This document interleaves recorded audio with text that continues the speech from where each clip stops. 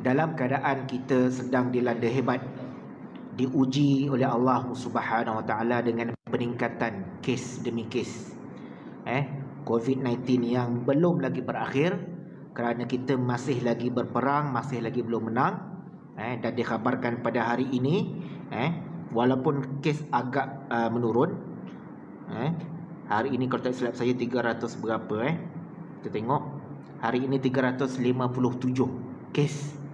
Turunlah, yang baru ni paling tinggi 600 lebih tu, kan?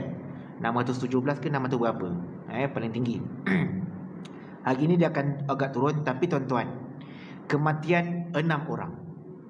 Kalau semalam 5 orang kematian, 5 kematian semalam, hari ini 6 kematian. Nampak macam dah reda, kes menurun, tapi ada kematian. Jadi itu yang kita bimbang. Jadi dalam masa yang sama, kita tetap istiqamah, teruskan berdoa, teruskan menjaga jarak, teruskan menjaga SOP yang telah ditetapkan oleh pihak kerajaan. Dalam masa yang sama, jangan tinggal doa, tuan-tuan. Jangan tinggal doa. Senjata orang mukmin ini doa. Nabi yang ajarkan kepada kita, senjata orang mukmin ini doa. Yang lain serah pada Allah.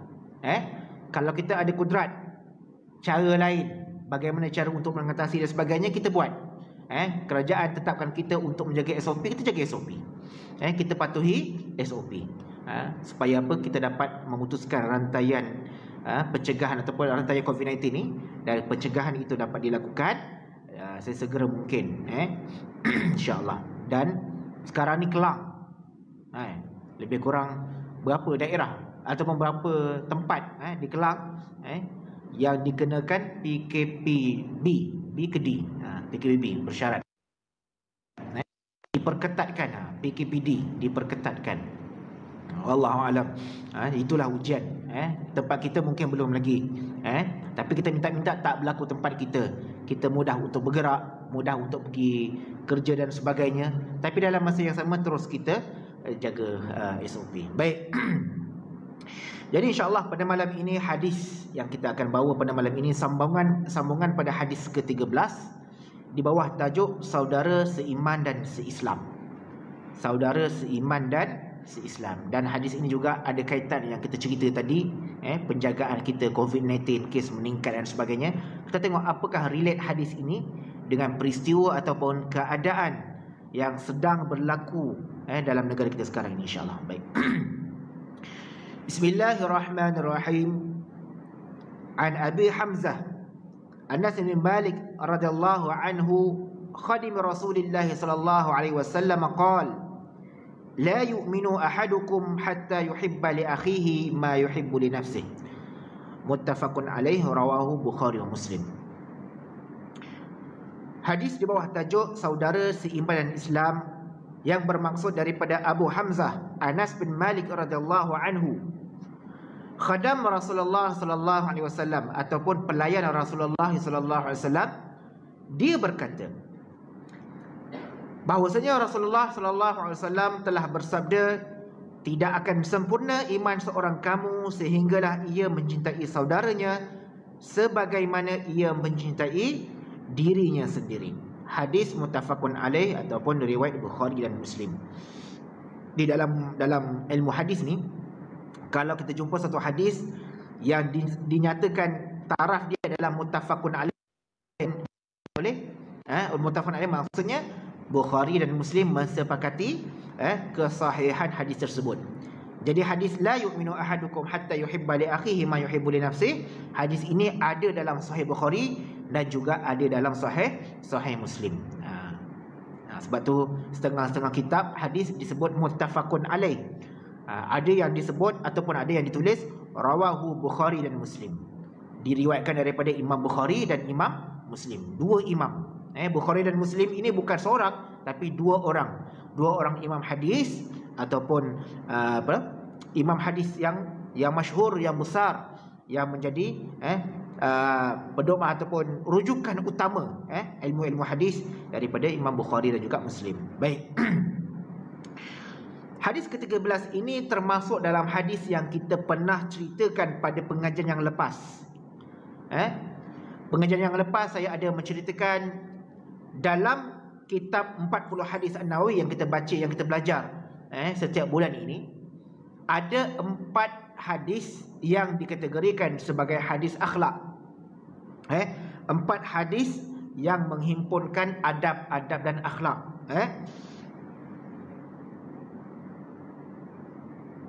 Imam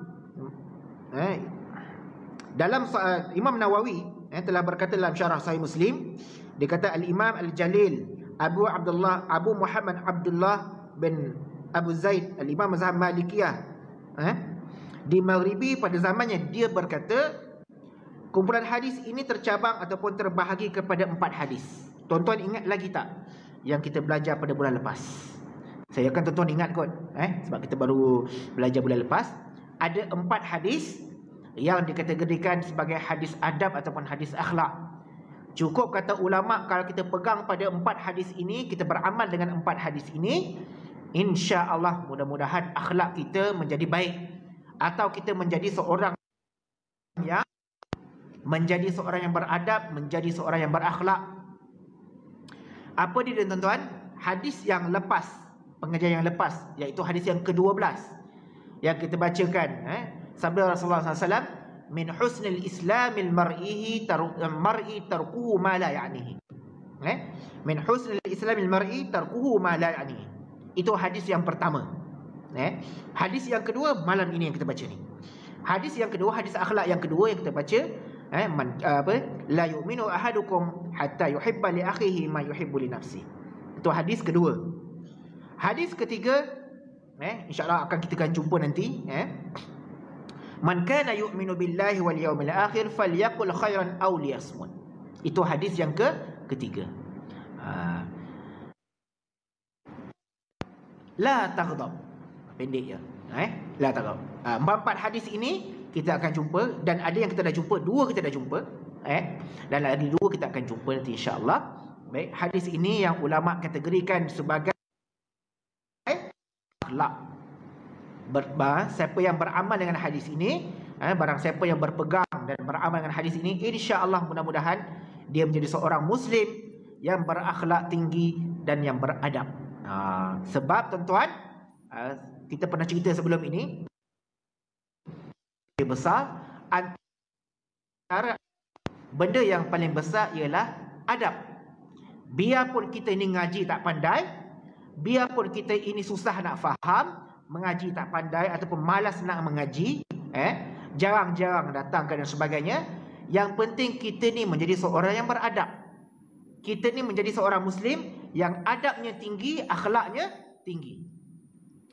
Adab kita, akhlak kita bila kita bercakap, adab kita, akhlak kita bila kita bermuamalat, adab kita, akhlak kita bagaimana bila mana kita bergaul dengan ahli masjid, jemaah masjid, ataupun dengan sesiapa sahaja. First, orang tengok kita mula-mula, orang tengok kita, orang dah tertarik.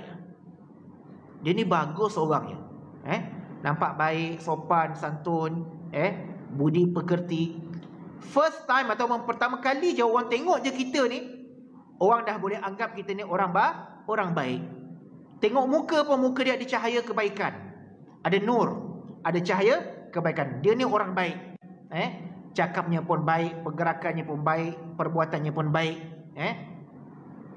Nanti kita akan jumpa satu hadis yang mana Nabi SAW sebut, wallahi, saya jumpa hadis dia.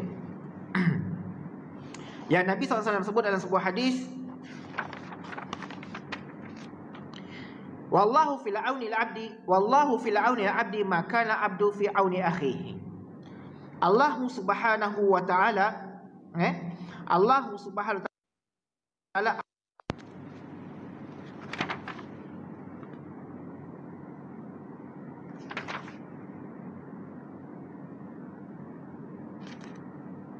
Allah Subhanahu wa taala akan menolong hambanya, selagi mana hambanya menolong dia.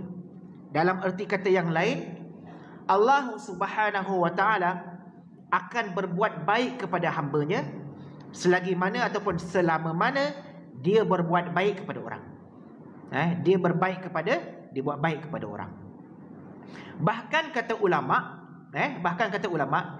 Bila mana kita buat baik pada orang, kita buat baik pada orang, dan orang itu belum lagi dibuat baik pada kita, belum lagi dibalas kebaikan dia pada kita, tetapi Allah sudah buat baik pada kita. Allah sudah buat baik pada kita. Kita buat baik pada orang, belum tentu orang itu akan membalas kebaikan kita. Kita buat baik pada orang, belum tentu orang itu akan membalas kebaikan kita.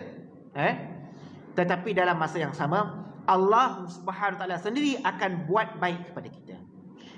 Begitu juga kalau kita tolong orang, belum tentu orang itu akan tolong kita balik. Time dia susah, kita tolong dia. Time kita susah, belum tentu dia nak tolong kita. Tetapi dalam masa yang sama, dalam hadis ini Nabi sebut, Allah akan tolong kita ketika mana kita dalam kesusahan, disebabkan kita pernah tolong orang. Baik.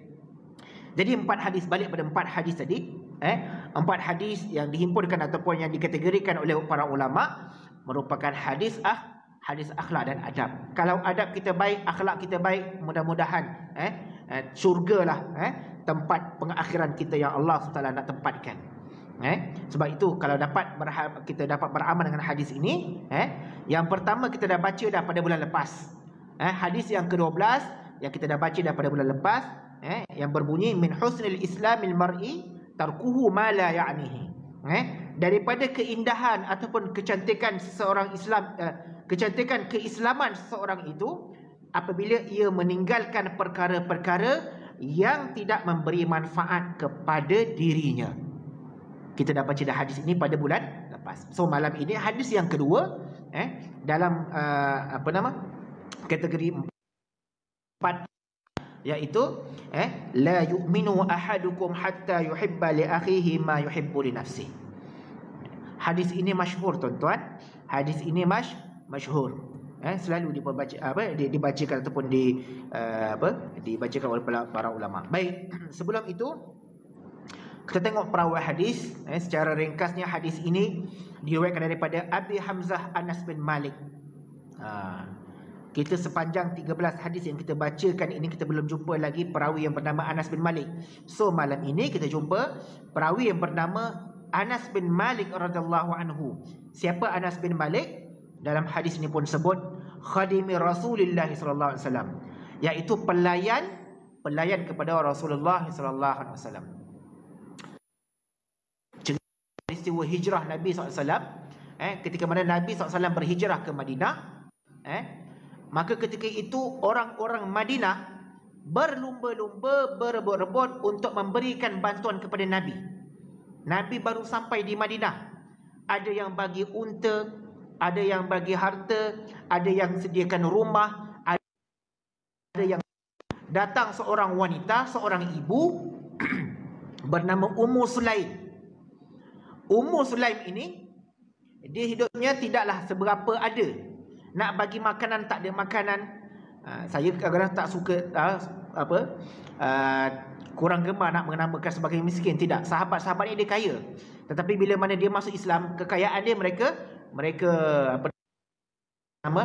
jadi dia ni miskin, sahabat yang miskin, yang zuhud. Ummu Sulaim ni, ketika mana semua sahabat-sahabat ataupun penduduk-penduduk Madinah berlumba-lumba berikan bantuan kepada Nabi SAW, bagi unta, bagi rumah, bagi sebagainya, Ummu Sulaim ni kata, aku ni tak ada apa-apa yang nak berikan kepada kamu, wahai Rasulullah. Ambillah anakku ini, Anas bin Malik, jadilah dia sebagai pelayan. Aku serahkan Anas bin Malik ini kepada kamu, dan dia akan berkhidmat kepada kamu, wahai Rasulullah. Ketika itu Anas bin Malik berusia 10 tahun. Anak baru usia 10 tahun, kalau anak kita darjah 4, Ummu Sulaim ni dibawa anak dia datang kepada Rasulullah dan diserahkan, aku tidak ada apa-apa nak berikan kepada kamu, wahai Rasulullah, tetapi aku berikan anak aku sendiri yang aku sayangi untuk berkhidmat kepada kamu. Sebab itu dalam hadis ini disebut khadimi Rasulullah sallallahu alaihi wasallam.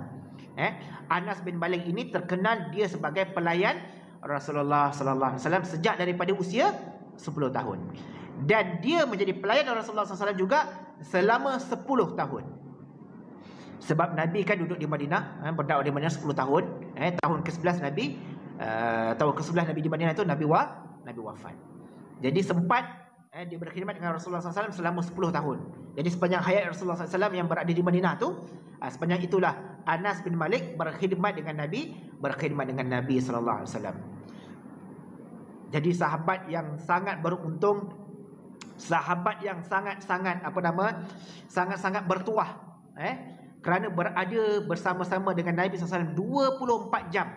Duduk pula dalam rumah Nabi. Ini Anas bin Malik, perawi hadis yang kita bacakan pada malam ini. Maka kemudian Nabi SAW pun doalah kepada Anas. Bila mana maknya Sulaim serahkan Anas kepada Nabi, maka Nabi SAW doakan kepada Anas, Allahumma aksir malahu wa waladahu wa atil umrahu wa barik lahu wa adkhilhul jannah. Satu doa yang Nabi khusus. Nabi kata, Allahumma aksir malahu, ya Allah perbanyakkanlah hartanya, wa waladahu, perbanyakkanlah anaknya, wa atil umrahu, dan panjangkanlah usianya, panjangkanlah umurnya, wa bariklah, berkatilah kepada atau berkatilah ke atasnya, wa adkhilhul jannah, dan masukkanlah dia ke dalam syurga. Ini doa khas, doa istimewa daripada Nabi SAW khusus untuk Anas bin Malik radhiyallahu anhu. Sebab itulah kata ulama, Anas bin Malik ini banyak hartanya. Setengah ulama menilai ataupun menghitung harta Anas bin Malik ini boleh cecah kepada 1 bilion ringgit. Anas bin Malik ini, Anas bin Malik sahabat Nabi, harta dia lebih kurang 1 bilion. Dan pada zaman itu ada sahabat-sahabat lain yang kaya raya seperti Abdul Rahman bin Auf dan sebagainya. Jadi Anas bin Malik ini antara sahabat yang kaya, yang Nabi doakan kekayaan untuk dia. Wa waladuhu, dan dia banyak anak. Nabi doakan dia banyak anak. Jadi Anas bin Malik ini setengah riwayat mengatakan anak dan cucunya sehingga 100 orang. Anak dan cucunya sehingga 100 orang. Berkata Imam Ibn Sirin, Anas bin Malik ini dia seorang yang sangat sempurna ibadah solatnya, sangat sempurna ibadah solatnya, sama ada sangat sempurna ibadah solatnya. Dan dia wafat pada tahun ke-92 ataupun 93, ada yang mengatakan 94 Hijrah, iaitu pada usia dia 107 tahun. Pada usia dia 107 tahun. Ini kisah Anas bin Malik. Baik. Jadi sebab itulah kita kena banyak doa pada orang. Doakan untuk orang. Doakan orang murah rezeki, doakan orang panjang umur dan sebagainya. Ini adalah satu yang diajarkan oleh Nabi sallallahu alaihi wasallam. Baik. Kita masuk kepada matan hadis. Nabi sallallahu alaihi wasallam bersabda, la yu'minu ahadukum hatta yuhibba li akhihi ma yuhibbu li nafsihi. Tidak sempurna iman seseorang. Tidak sempurna iman seorang kamu sehinggalah ia mencintai saudaranya sebagaimana ia mencintai dirinya sendiri. Apa maksud tidak sempurna iman? Bila mana seorang Muslim itu hanya mementingkan dirinya sendiri, hanya memikirkan hal dirinya sendiri tanpa dia menghiraukan saudara Islam yang lain. Orang lain nak perang, peranglah. Orang lain nak kena COVID lah. Orang lain nak kena kuarantin, tempat lain nak kena kuarantin, biarlah dia kena kuarantin. Yang penting aku jaga diri aku sendiri. Aku selamat, aku sihat, aku boleh makan, minum dan sebagainya, cukup. Orang lain tak payah fikir dah. Orang lain nak susah ke, itu nasib dia, dah itu takdir dia. Kita pula cakap macam tu kan. Bismillahirrahmanirrahim.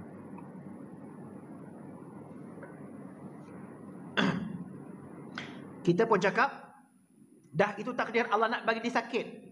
Dah itu takdirnya Allah nak bagi dia mati dengan COVID-19. Dah itu takdir dia Allah nak bagi dia ni kuarantin. Kampung dia, mana dia pergi dia kena kuarantin. Mana dia bergerak dia kena kuarantin. Duduk balik kampung kena kuarantin. Kan? Kita tak pedulikan hal lain. Sebab tu tak sempurna iman maksud hadis ini. Jangan sampai kita berada di tahap kita merasa diri kita pentingkan diri sendiri. Hanya rasa penting diri sendiri tanpa menghiraukan keadaan ataupun hal ehwal orang lain. tengok negara lain perang, tengok negara lain lockdown, tengok negara lain, tempat lain, daerah lain ataupun negeri lain terpaksa lockdown dan sebagainya, kita tak peduli. Kalau ada orang minta bantuan, hantar bantuan, kita tak peduli. Kalau ada orang minta sumbangan, kita tak buat peduli sebagainya. Kita hanya memikirkan diri kita sendiri. Macam mana kita nak dikategorikan sebagai orang yang sempurna iman? Sebab dalam hadis ini Nabi sebut, tidak sempurna iman kamu selagi mana kamu mengasihi saudara kamu seperti mana kamu mengasihi sendiri. Kalau kita nak diri kita rasa sihat, kalau kita nak diri kita rasa selamat, kalau kita nak diri kita rasa kita ni dalam keadaan selesa dan sebagainya, begitulah juga kita nak kena pastikan orang lain juga dalam keadaan selamat, orang lain juga dalam keadaan sihat, orang lain juga dalam keadaan selesa dan sebagainya. Bukan hanya mementingkan diri kita sendiri. Tak apalah, orang yang tak makan tak apa, yang penting kita kenyang. Yang penting diri kita kenyang. Orang yang tak makan, itu hak dia. Itu pedulikan dia, kan? Saya pernah duduk sekali makan dalam satu talam, makan dengan Syekh Nuruddin sebelum makan ditanya dulu, yang hujung sana jemaah-jemaah yang lain dah makan ke belum? Lauk dia macam mana? Ini sifat Syekh Nuruddin. Kita nak makan ni, biasa kan kalau kata ada majlis-majlis besar, ada jamuan kat masjid kan, lepas habis ceramah perdana, forum perdana ke apa ke, maka akan disediakan jamuan makan. Untuk VIP, untuk ustaz-ustaz di lain makan dia. Untuk jemaah-jemaah lain dia makan dia. Kalau Syekh Nuruddin dia tak begitu. Apa yang kita makan, apa yang VIP makan, itu juga mesti jemaah-jemaah lain juga makan. Sebelum makan tu ditanya saya dulu, yang jemaah-jemaah lain makan ke tak? Makan. Dia makan apa? Tanya makan apa? Sama lauk. Kalau sama lauk, kita apa? Bismillah. Jemaah lain makan, baru VIP boleh makan. Jemaah lain kalau dia makan ayam, kita makan ayam. Makan kambing golek, nasi Arab, nasi mandi, kita pun makan nasi mandi. Begitu sifat Tuan Guru. Jadi ulama kita itu la yu'minu ahadukum. Kita nak diri kita rasa kenyang, selesa, makan sedap. Begitu juga orang lain. Kita dapat makan sedap, orang lain juga dapat makan sedap. Bukan kita makan sedap, orang lain makan sisa saja. Kan? Biasa macam itulah kalau kat kenduri-kenduri kahwin pun macam tu juga kan. Yang meja makan beradab tu lain. Tengok dengan ayam goleknya, dengan udang galahnya pun semua. Yang tetamu datang dapat kuah aja. Ambil nasi minyak, tinggal kuah aja. Adalah ikan masin apa semua. Nasi, kuah ikan masin. Sebab datang lewat. Yang VIP punya ayam goreng tu tak usik lagi. Kan? Tapi kalau sifat orang alim, ulama-ulama, dia tak. Berdasarkan hadis ini, apa yang dia makan, itulah kita makan. Baik. Kedua Nabi SAW, kedua dalam hadis ini yang disebutkan, la yu'minu ahadukum hatta yuhibba li akhihi ma yuhibbu li nafsi. Tuan-tuan, sebab utama kita masuk ke dalam syurga Allah Subhanahu wa taala, berapa minit lagi? 4 minit lagi. Sebab utama kita masuk dalam syurga Allah Subhanahu wa taala bukan disebabkan amal ibadah kita. Bukan disebabkan berapa lama kita dah sembahyang, berapa lama kita dah ibadat, berapa banyak kita mampu berzikir, berapa banyak kita mampu khatamkan Al-Quran, baca Al-Quran. Bukan, tuan-tuan. Antara sebab kita masuk syurga Allah Subhanahu wa taala disebabkan kasih sayang dan redha Allah Subhanahu wa taala. Sejauh mana kita dapat menitik beratkan sifat kasih sayang kita kepada saudara kita yang lain, begitu jugalah kita dapat menarik perhatian dan kasih sayang Allah Subhanahu wa taala, supaya Allah kasihkan kepada kita. Bila Allah kasih kepada kita, Allah redha kita. Bila Allah redha pada kita, mudahlah kita untuk masuk ke dalam syurga Allah Subhanahu wa taala. Tonton ingat tak kisah seorang pelacur, seorang pelacur yang akhirnya dia mati masuk syurga hanya disebabkan diberi minum kepada seekor anjing.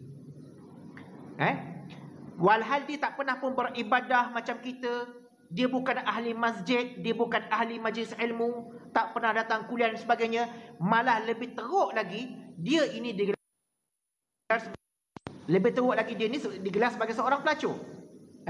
Tetapi dia ini walaupun dia pelacur, tetapi dengan sifat kasih sayang dia, dia hanya memberikan minum kepada seekor anjing yang sedang kehausan. Dengan sifat kasih sayang itulah Allah SWT pandang, dan dia dimasukkan ke dalam syurga. Sebab tuan-tuan, antara sebab kita dapat masuk syurga ini adalah sebab kasih sayang. Biarpun kita ngaji tak pandai, biarpun kita ini kadang-kadang malas beribadah dan sebagainya, tetapi kita masih lagi dalam diri kita ada rasa sifat kasih sayang sesama saudara kita. Yang baru ni tuan-tuan, baru ni viral berlaku dekat Kelantan kalau tak silap saya. Seorang tua balik waktu malam, perempuan tua, makcik-makcik kita balik, kena lestik dengan sekumpulan pemuda, kena lestik dengan batu, kena kacau. Ada 2-3 orang budak nakal entah mana datang tak, lestik makcik tu. Tak ada, kena lestik. Last kali budak tu kena tangkap juga. Tuan-tuan tengok berita tu, ada keluar dalam berita. Orang balik masjid malam-malam, balik mengaji dalam gelap, tak pasal-pasal ambil lestik batu, lestik orang tu saja buat khianat. Tak tahu nak buat apa dah. Dah tak ada benda lagi dah. Padahal banyak benda-benda berfaedah yang kita boleh buat. Ini tuan-tuan, zaman sekarang sudahnya ketandusan ataupun hilangnya rasa kasih sayang dalam diri kita. Sebab itulah Nabi ajarkan kepada kita dalam hadis ini, tidak sempurna iman seorang manusia itu, seorang Islam itu, selagi mana dia tidak mengasihi saudaranya. Kita tak nak orang lain sakit, kita tak nak diri kita sakit, begitu juga kita tak nak orang lain sakit. Kita tak nak orang lain dalam kelaparan, begitu juga kita tak nak diri kita dalam kelaparan, begitu juga orang lain kita nak pastikan supaya tidak dalam kelaparan. Nabi tak ajarkan kepada kita nak beri segala harta yang ada kepada orang lain, tak. Tengok orang ni miskin, kita bagi semua kekayaan yang kita ada, harta yang kita ada, kita bagi orang, tak. Cukup sekadar kita meringankan beban dia, cukup sekadar kita mengenyangkan perutnya, cukup sekadar kita membantu dia meringankan segala kesusahan dan kesempitan hidupnya, sekadar yang kita mampu. Dan mudah-mudahan dengan sifat ini, dengan perbuatan kita ini yang berlandaskan kasih sayang, dan Allah SWT lihat, Allah SWT pandang kita juga pandangan dengan pandangan kasih sayang. Itu sebab kita masuk syurga Allah SWT dengan sifat ihsan Allah, dengan sifat kasih sayang Allah. Bila mana Allah sayang pada kita, maka mudahlah untuk kita mendapat syurga Allah Subhanahu wa ta'ala, insya-Allah. Jadi hadis ini sebagai penutup, mudah-mudahan hadis yang kedua yang kita bacakan pada malam ini, hadis daripada 4 hadis akhlak ataupun adab, dan mudah-mudahan ia menjadi pegangan kita beramal dengan dia. Berdebat, bukannya kalau kita kata zaman sekarang bukan kasih sayang antara keluarga itu, tak. Nak sebut kasih sayang ni kita pilih bulu. Anak pertama, anak kedua, anak ketiga, jiran sebelah depan, jiran sebelah kanan, itu je yang kita ambil kira. Yang lain tak apalah, pedulilah. Ini bukan ahli karya kita, tak apa, tak payah bantu. Ini bukan AJK masjid kita, masjid karya kita, itu masjid ujung sana, tak payah kita bantu. Itu bukan cara orang Islam. Itu belum tanda lagi sempurnanya iman. Jadi macam mana hatta yuhibba li akhihi ma yuhibbu li nafsi. Tengok orang susah, kita terdetik, Allah kesiannya, aku tak mampu nak bantu. Apa yang aku ada, aku tak mampu nak bagi ni. Aku pun susah, dia susah, aku pun susah. Tak apalah, paling tidak aku doakan, ya Allah berilah kesenangan kepada dia. Ya Allah angkatlah kesempitan hidupnya. Ya Allah lapangkanlah rezekinya, murahkanlah rezeki dia. Paling tidak doa kita disebabkan kasih sayang tu, kita doakan kepada saudara kita yang berada dalam kesempitan. Sekarang ini dalam dalam negeri Selangor ni, antaranya Kelang yang sekarang berada dalam PKPD, B ke B. Maka kita permudahkan warga-warga Kelang sana, doakan mereka supaya terhindar daripada COVID dan sebagainya. Itu juga tanda kita kasih kepada saudara-saudara kita. Tak kira sama ada kenal ataupun tidak. Tak pernah kenal pun tak apa. Doa yang paling mahal sekali adalah doa kita doakan kepada orang yang tak pernah kita kenal. Doa kepada orang yang tidak pernah kita kenal. Doakan kebaikan untuk mereka, insya-Allah. Wallahu taala alam. Jadi mudah-mudahan tuan-tuan masuk isyak. Jadi mudah-mudahan apa yang kita kongsikan pada malam ini menjadi pedoman kepada kita dan sama-samalah kita amalkan. Supaya Allah SWT perbaiki akhlak kita, perbaiki adab kita, dan kita menjadi seorang Islam, seorang Muslim yang adabnya tinggi dan akhlaknya mulia, insya-Allah taala. Aqul qawli hadza wa astaghfirullahal azim li wa lakum.